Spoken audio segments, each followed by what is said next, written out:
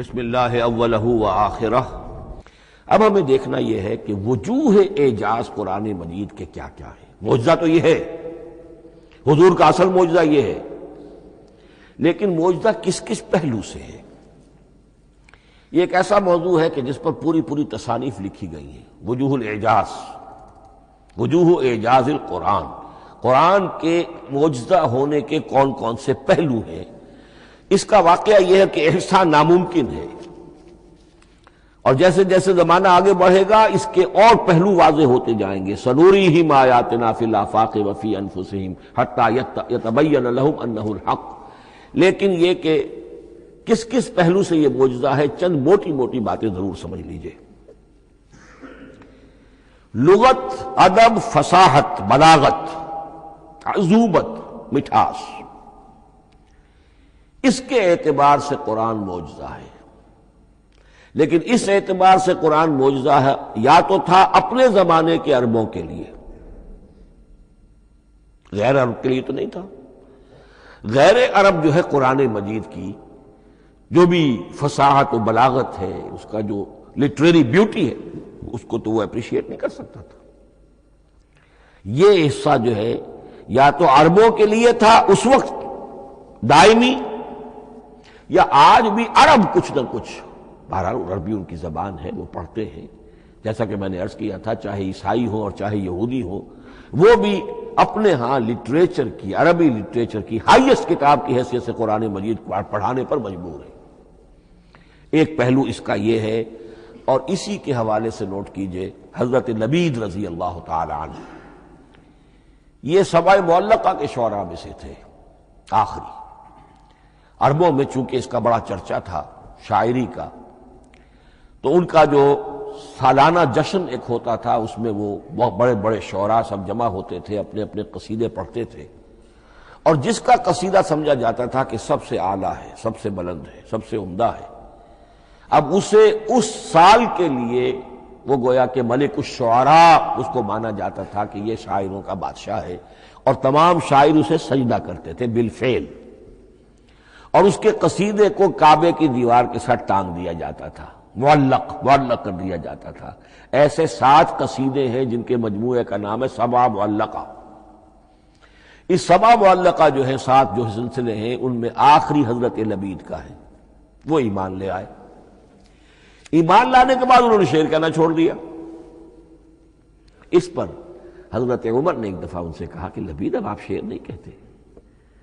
ان کا جواب تھا ابعد القرآن، کیا قرآن کے بعد بھی کسی کے لیے کوئی موقع ہے کہ وہ کچھ کہنے کی کوشش کرے؟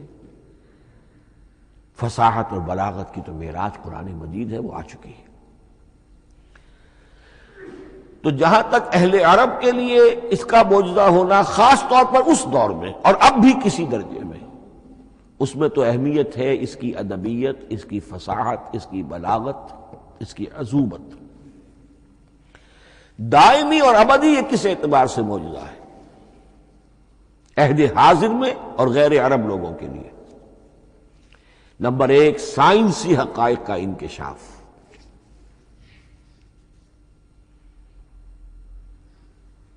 جس طریقے سے کہ یہ سائنسی حقائق منکشف ہوتے چلے جا رہے ہیں ابدی طور پر۔ میں ڈاکٹر مورس بکائی کا حوالہ دے چکا ہوں، اور پروفیسر ڈاکٹر کیتھل مور کا حوالہ دے چکا ہوں، ان کو ذہن میں رکھیے۔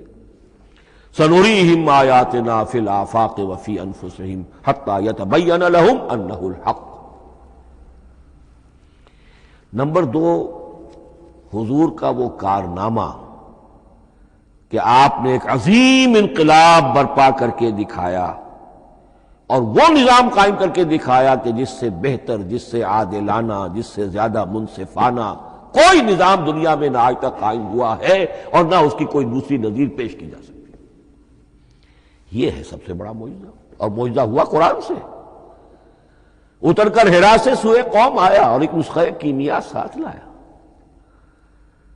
یہ سارا معجزہ، جیسا کہ میں نے شروع میں عرض کیا ہے، محمد اور قرآن دونوں مل کر بینہ بھی ہے تو رسول من اللہ یتلو صحفا مطہرۃ فیہا کتب قیمہ، اور قد انزل الیکم ذکرا رسولا یتلو علیکم آیات اللہ المبینات۔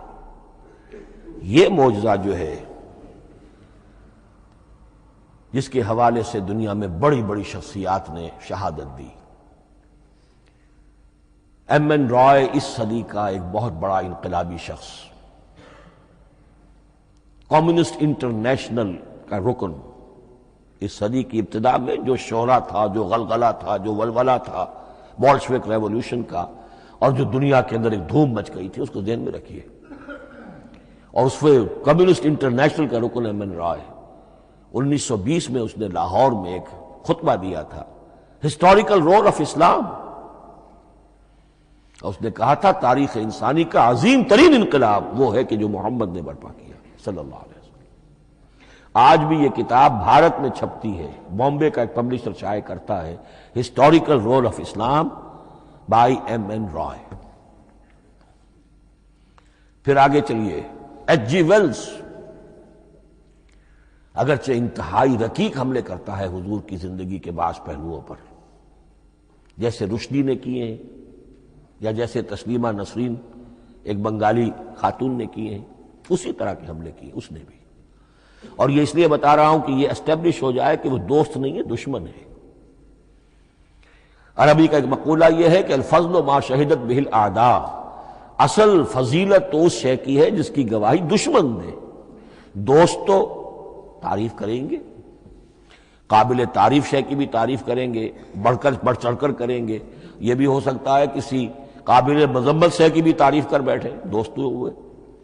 دشمن جو ہے وہ تو ظاہر بات ہے اسی بات کو مانے گا کہ جس میں کسی شک و شبہ کی گنجائش نہ ہو۔ اس لیے میں نے عرض کیا کہ دشمن ہے، رقیق حملے کرتا ہے، لیکن آخر میں جب آتا ہے concise history of the world میں چیپٹر جو ہے حضور پر، اس میں خطبہ حجۃ الوداع کا وہ حوالہ دیتا ہے، لا فضل لعربی علی عجمی ولا لعجمی علی عربی ولا لأحمر علی اسود ولا لاسود علی احمر الا بالتقوی۔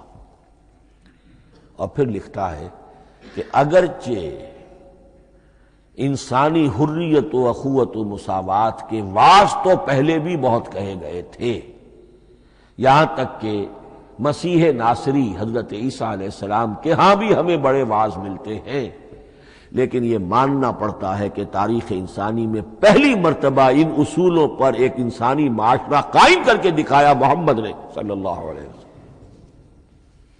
Although the sermons of human freedom, fraternity and equality were said before also, and we find a lot of them in Jesus of Nazareth, but it must be admitted that it was Muhammad sallallahu alaihi wasallam who established for the first time in history a society based on these principles.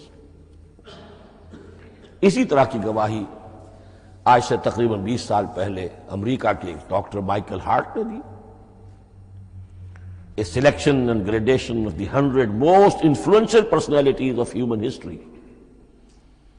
اور number 1 پر محمد کا ذکر کر رہا ہے صلی اللہ علیہ وسلم، اور کہتا ہے naturally I O N explanation, میں عیسائی ہوں اور ابھی تک عیسائی ہے، وہ اس کی موت کی بھی ابھی کوئی خبر نہیں آئی ہے، عیسائی ہے، لیکن یہ کہ اس نے حضور کو نمبر 1 پر رکھا، حضرت عیسیٰ کو نمبر 3 پہ لے گیا، تو naturally I O N explanation.